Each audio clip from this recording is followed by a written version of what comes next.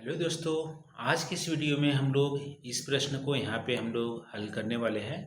यह प्रश्न मृदा अपरदन पे बेस्ड है। तो यहाँ पे प्रश्न के पहले भाग में क्या पूछ रहा है?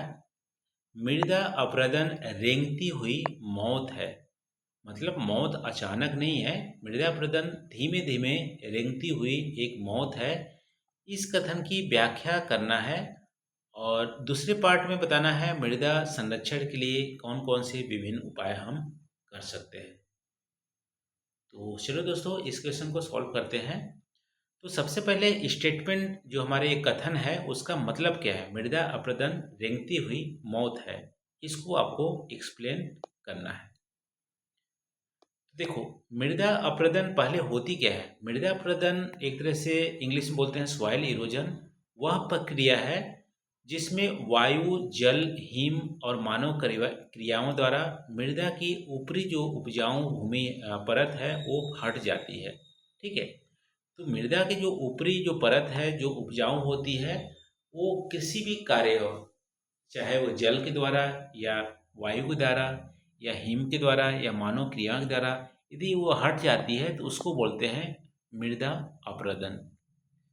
मृदा अपरदन हमारी रेंगती हुई मौत इसलिए है, इस कथन में यह बोलना चाह रहा है कि मृदा अपरदन धीमे धीमे होता है।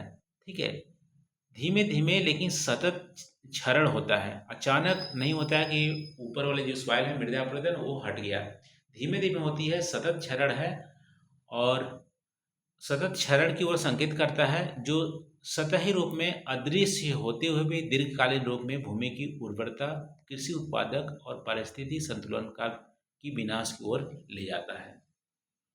मतलब लगता नहीं कि मृदा अपरदन हो रहा है, लेकिन 10 साल बाद आप देखेंगे तो उसका इम्पैक्ट हमें बहुत बड़ा दिखता है। दीर्घकालीन हमारे इम्पैक्ट दिखता है, जिससे कि भूमि की जो उर्वरता होती है वो घट जाती है, कृषि उत्पादन हमारा घट जाता है।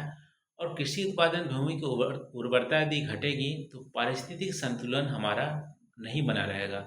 क्योंकि पारिस्थिति में आप देखोगे तो जो जंतु हैं वो हमारा किस पे डिपेंड करते हैं? वो अपने फूड के लिए प्लांट पे डिपेंड करते हैं। जो हमारे जंगल है, वन है, कृषि है, उस पे डिपेंड करते हैं। और यदि जो कोई वनस्पति डिपेंड, उसका जो भरण पोषण होता है वो सॉइल की जो फर्टिलिटी होती है उस पे डिपेंड करता है। तो हमारा मृदा यदि उपजाऊ नहीं रहेगी तो कोई भी वनस्पति नहीं उगेगी अच्छे से। कोई वनस्पति नहीं उगेगी तो जंतु भी हमारे नहीं उगेंगे। पूरी पारिस्थिति जो संतुलन है वो हमारा बिगड़ जाएगा यदि मृदा अपरदन होती है तो। ठीक है, यही स्टेटमेंट बोल रहा है। इसको और भी एक्सप्लेन कर सकते हैं, इसके कारण बता सकते हैं कि रेंगती हुई मौत क्यों है मृदा अपरदन।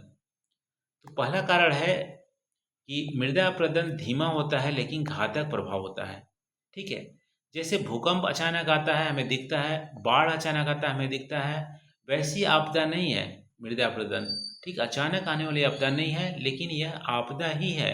ठीक है, नज़र नहीं आती है लेकिन बहुत समय बाद इसका स्थायी क्षति हमें पहुंच जाती है। तो पहला कारण क्या है? धीमती हुई रेंगती हुई मौत क्यों है?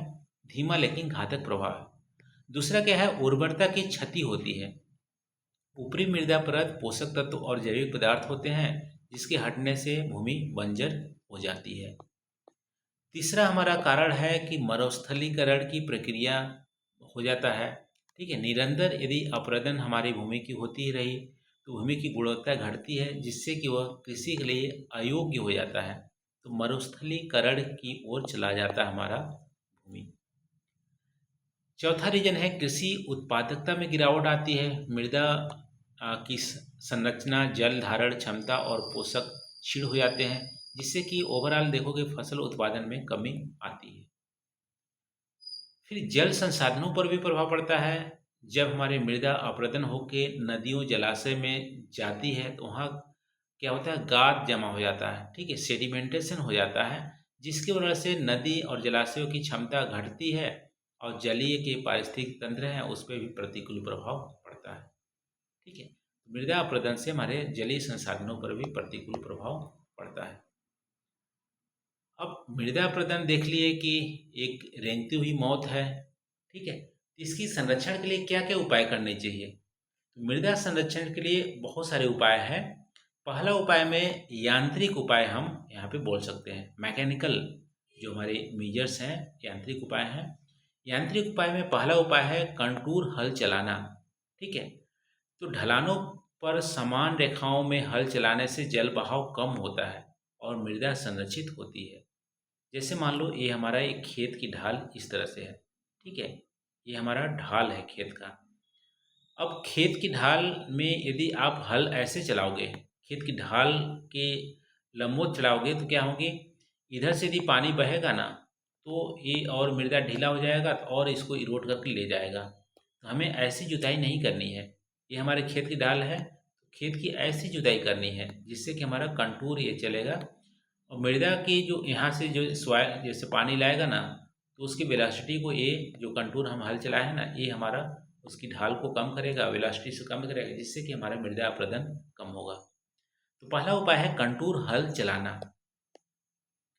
दूसरा यांत्रिक उपाय में सीढ़ीनुमा खेती है। ठीक है, जहाँ पे ढाल वाली जो रीजन होता है, एरिया होता है, वहाँ पे ही सॉइल इरोजन ज़्यादा होता है। ठीक है, पर्वतीय ढलानों पर सीढ़ीनुमा खेत बनाकर जल की गति को धीमा करना चाहिए। सीढ़ीनुमा खेती हो गया। फिर बांध और चेक डैम बनाना चाहिए। नालों में बांध बनाकर मृदा के बहाव को रोका जाना चाहिए। जगह जगह पर बांध बना के मृदा की जो बहाव है उसको रोकें और जल की वेलोसिटी को भी कम करें। फिर विंड ब्रेक और शेल्टर बेल्ट लगाना।